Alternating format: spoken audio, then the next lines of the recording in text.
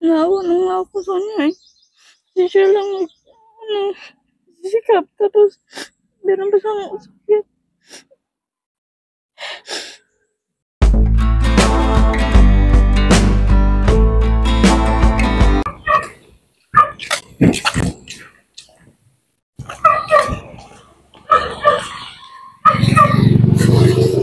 Magkano ang pipino? Magkano ang pipino? 50 ang kilo. Sige, 1 kilo nito. Dito sa kamote nyo, magkano? 40 po. 40 ang kilo. Sige, 1 kilo din ha. Saan to galing? Sa bundok. Sa yan namin. At ano? Kapit-bahay namin. Ah. Kapit-bahay nyo. 1 kilo na yan? Sige. Ano to? Pinapatinda lang sa inyo? Opo. Magkano ang porsyento nyo dito? Ano po? 20. 20? Kalahati yung sa inyo. Matamis ba itong gamote na to? Opo. Okay, pabili kami 1 kilo ha. Tikman namin. Nag-aaral ka ba? Opo. Anong grade mo na? Grade 7. Grade 7? Ito si ano? Anong pangalan nito? Angelo. Angelo. Ikaw, anong pangalan mo? Michelle. Michelle. Grade 7 ka. Oh. Ito si Angelo, anong grade? Kinder po lang. Kinder pa lang yan. Nasaan ang mga magulang nyo? Doon po sa bahay. Nag-aalaga ng kapatid. Nag-aalaga. Anong trabaho nila? Tinda lang. Nagtitinda din. Ang ganito? Dito? Bakit hindi ikaw ngayon ang mag-alaga doon sa kapatid mo? Kasi tinutungan ko siya kasi like meron siyang hospital yung ulo niya. Masakit na ulo niya ngayon. Si Papa mo nasaan? Anong trabaho? Iniwan na po kami. Ay, iniwan na kayo? Hindi na po. Hindi na balikan. Ay, ganon? Matagal na? Iniwan kayo? Ilang taon ka nung iniwan? 9. Tapos ilang taon ka na ngayon? 12. 3 years. Ay, oo, ano. Hindi si mama mo na lang pala. Okay, 1 kilo na to. Si mama mo na lang ang nag-aalaga sa inyo. O baka maghalo. Wala po ano po. Sige, sige. Iniwan pala itong mga kaibigan ng ng tatay nila.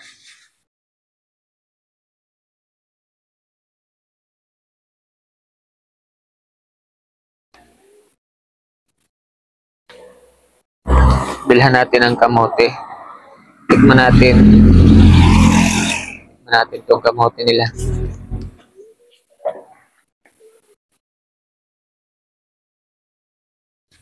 Ilan kayong magkakapatid? 6 po. 6. Ikaw ang panganay? Hindi po. May mas panganay pa sa'yo? What po po ka? Okay, nasaan ngayon yung mga panganay mong kapatid? Nagtatrabaho po. Nagtatrabaho.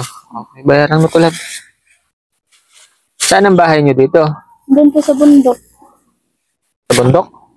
Malayo or malapit lang? Medyo malayo. Medyo malayo? Pwede nyo ba kaming puntahan doon? Pwede? Pwede kaming pumunta? Samahan nyo kami? Opo. Mamaya ko na lang bayaran ha. Wala pala akong barya. Mamaya ko na lang bayaran. Puntahan namin kayo. Kasi kami ni Ate Che, nagbablog kami. Nalungkot naman kami nung marinig namin na iniwan pala kayo ng magulang nyo. Ng papa nyo. Kayo ba ay may contact na sa kanya? Wala. Samahan mo kami dun sa inyo. Ha? Oy, sinong may iwan dito? Pero, ito lang siya. Babantayan niyo to? Babantayan mo to? Okay lang? Oo, sige. Daanan na lang namin tong ha. Yung kamote. Tara, malayo ba? Mga ilang oras lakad? 10 long minutes. 10 minutes? Oh, so malapit lang. Tara. Sinabayaw, dyan na lang? John! John! John!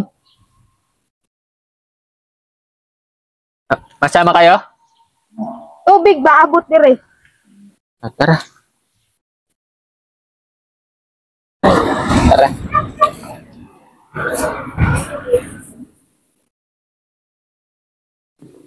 Ilang taon na yung mga panganay sa'yo? 17 na po. 17. Okay.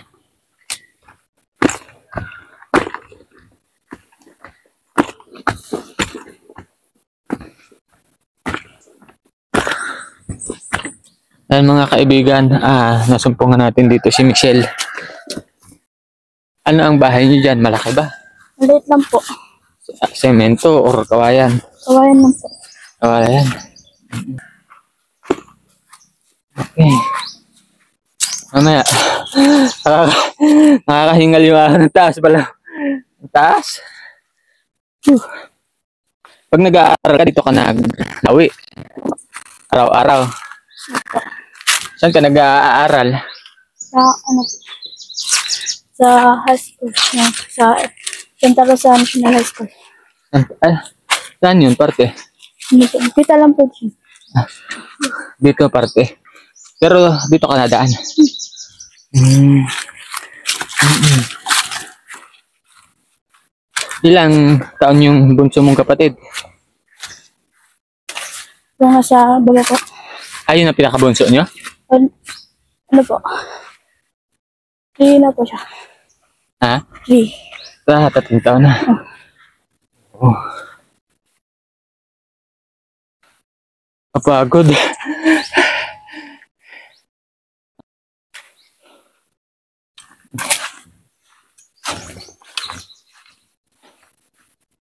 Hindi ba delikado dito sa inyong lugar pagka nag-eskwela ka tapos naglalakad kang mag-isa?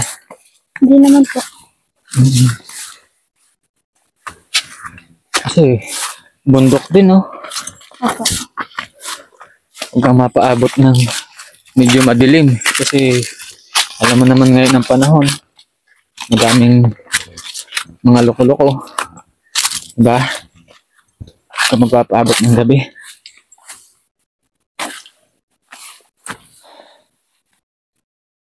Ilan taon na pala si mama mo? Ano po? 41. 41. Bata pa, no? Bata pa si mama mo.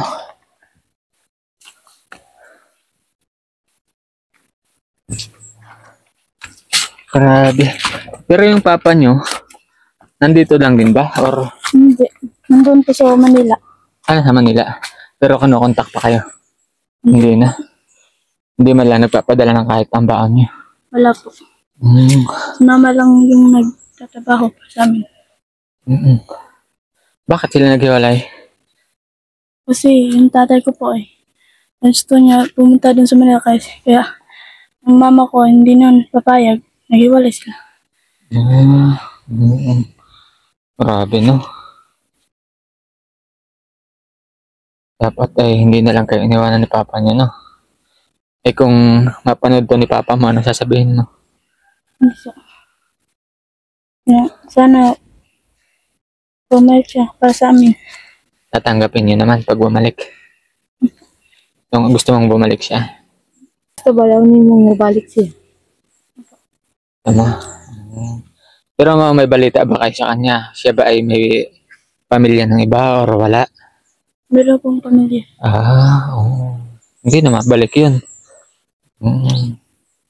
Sana na lang magbigay na lang ng suporta sa inyo para sa pag-aaral nyo. Nahirap ba ang buhay dito? Minsan po wala po kami ulam at yung mama ko po meron sakit. Wala po isika po sa amin. Naawa na nga ako sa kanya eh. Kasi siya lang sisikap. Tapos, meron pa siyang sakit. Ano ang sakit ni mama mo? Ano po ko na, wala pa siya sa, niya, pag-isip. Ay, ganun? Ah. Anong nangyayari kapag nawawala siya sa pag-iisip? Ano, nagpinaman kami ng,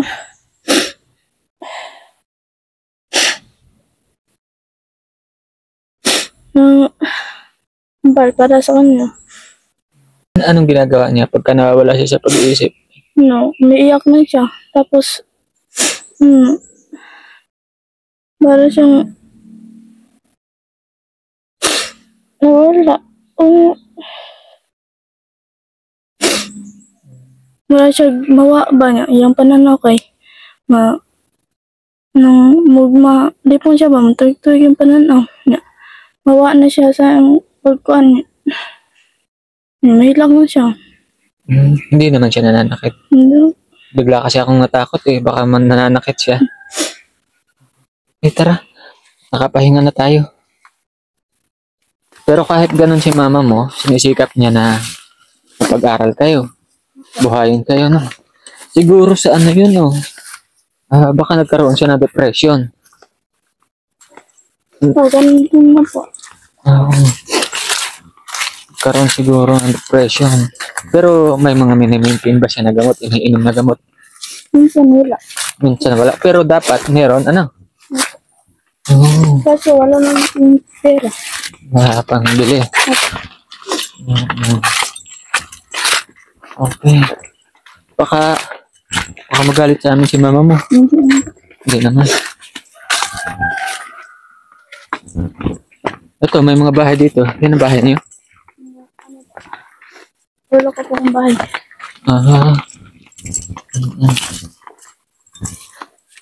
Putik.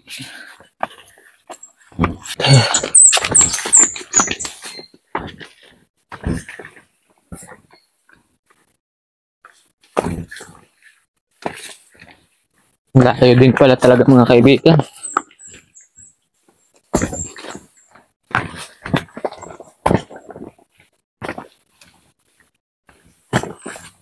Iyan ang bahay niyo?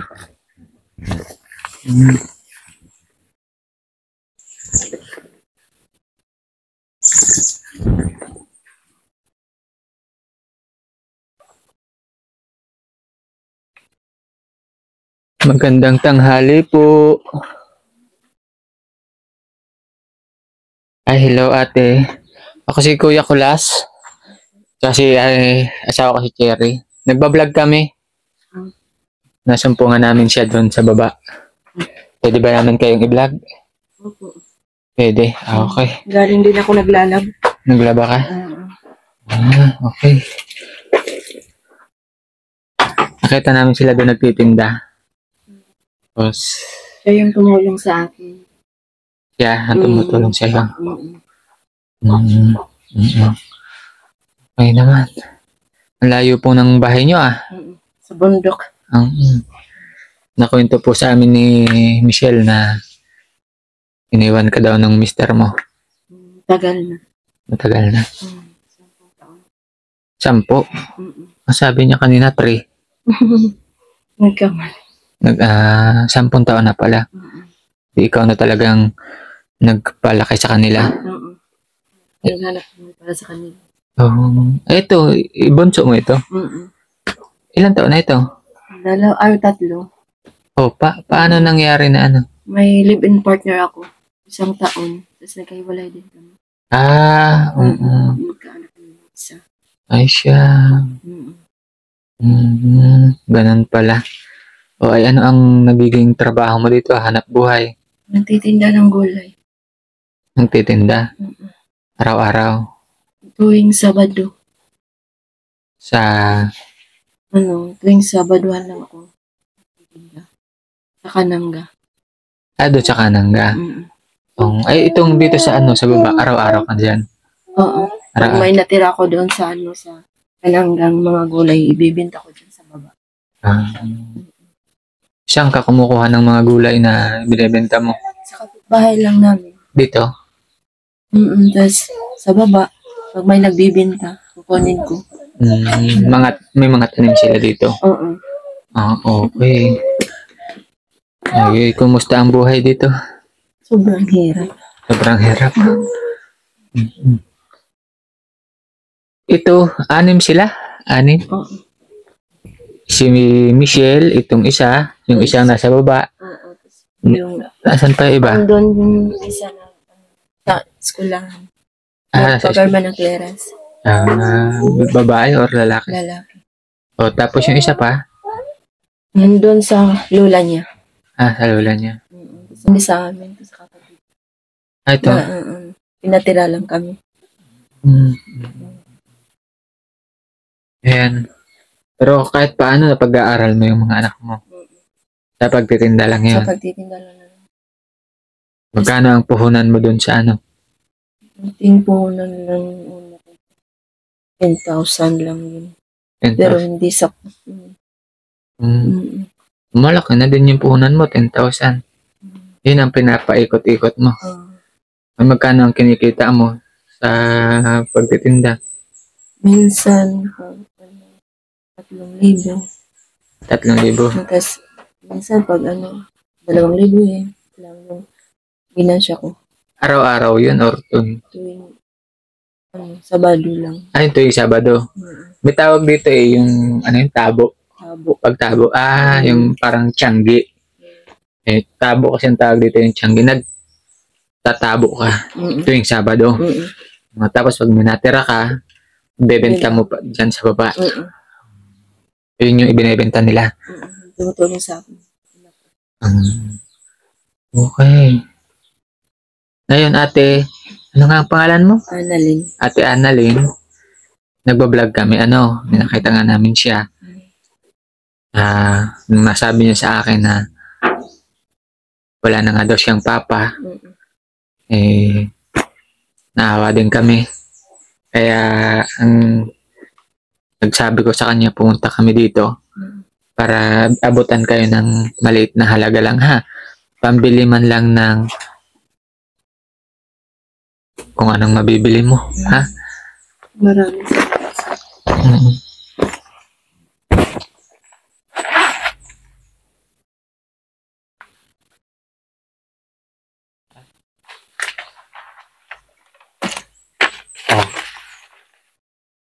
2,000. Maraming salamat, sis. Malaking tulong na to sa akin. Makabili lang kami ng pagkain.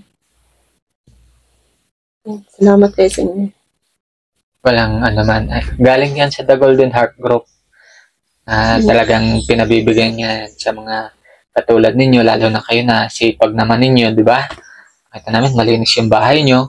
Sila, inabutan namin doon sa nagtitinda. Naiwan nga doon si Tutoy. Isang lalaki mo. Parang may bantay. Meron ka bang mga kailangan, Michelle, sa school? Anong kailangan mo sa school? Magbabayad ng project at pang-graduation. Pang-graduation. Bili ng gamit niya. Gamit niya. Tapos, June, pasok ka na naman na. Pero ngayon, mag-graduation na. May honor ka ba? May honor ka? Talaga? Pang ilan ka? Pang-5. Pang-5? Wow. Congrats. Dapat magpapansit ka, ha?